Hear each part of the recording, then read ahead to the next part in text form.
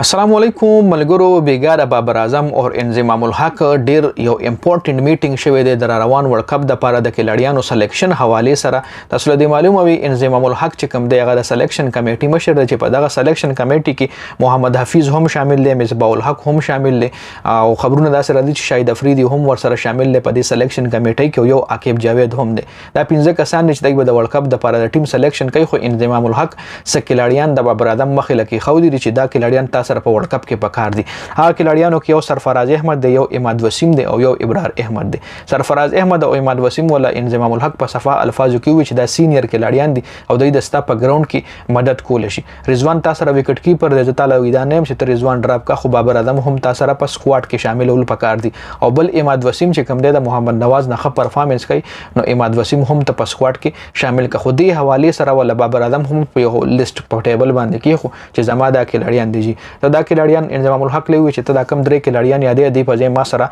حارث دی او وکټ کیپر بیټسمن یو را سره سعود شکیل دی او یو را سره محمد نواز دی سعود شکیل چې کم دی دا دغه په ځای شو د سرفراز احمد په ځای شو د وکټ کیپر مال بل ضرورت نشته ما سره حارث هم وکټ کیپینګ کول شي محمد رضوان هم کول شي او محمد نواز چې کم دی دا ما سره د اماد وسیم په ځای دی اوس تاسو وایي چې اماد وسیم خدای او محمد نواز خدای تاسو کمنټ وکړئ هغه نه او نور چې کم اپډیټس یا هغه در سره هم شریکوم بل حارث چې کم دی هغه ګوره ټي 20 پلیئر د ټي 20 سپیشلیست په لزوی م سپیشلیست نه دی خو یو قسم نه ټي 20 کې ښه بیټینګ کوي او ډي آی کې دغه غرنګ پرفارمنس تر اوسه موږ نه دی کتلې بل سعود شکیل چې کم دی دا یو بیسټ چوایس چې دا هم بابر اعظم ځان سره په ټیم کې شامل کړي دي چې دی به د ما ټیم کې وي او بره چې ولا انضمام الحق کم کسان خول دي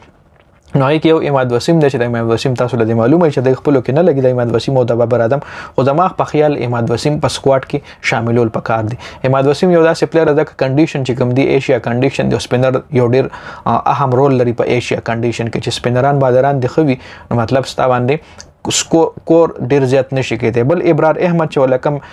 انضمام الحق یاد کړو دا هم یو سپینر بالر دی ټیسټ کې دی لو بوله دی خو او ډي آی کې او ټي 20 کې ولدی چانس نه دی ورکړ ډیر ښه بالینګ کوي او ابرار احمد لزکه انضمام یاد کړی چې دا کې ډی ځان سره زکه واله چې دا کنډیشن چې کم دی د سپینر دی کشره شاداب او ټاپ فارم کیږي یا ځان سره وخامه خاطه او ایکسترا بل بالر هم لو بیس لیگ بریک یا اف بریک چې غا سپیشلیست وی د لیگ بریک چې سپیشلیست وی د اف بریک دا څنګه چې اوس لکه شاداب خان سنگ اوټ اف فارم د ایشیا کپ کې زیات سکور به مشاداب په میچ کې ورکول بیټینګ هم دغه رنګ یو فیلډینګ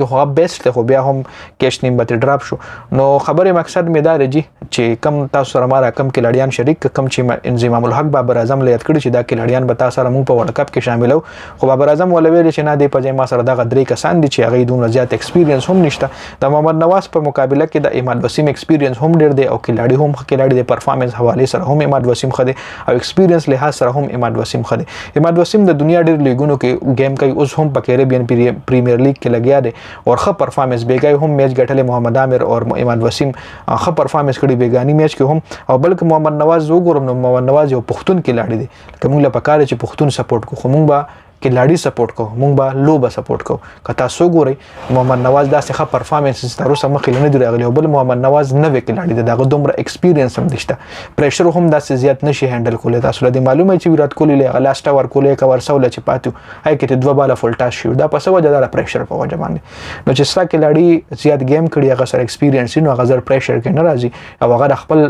ایکسپیرینس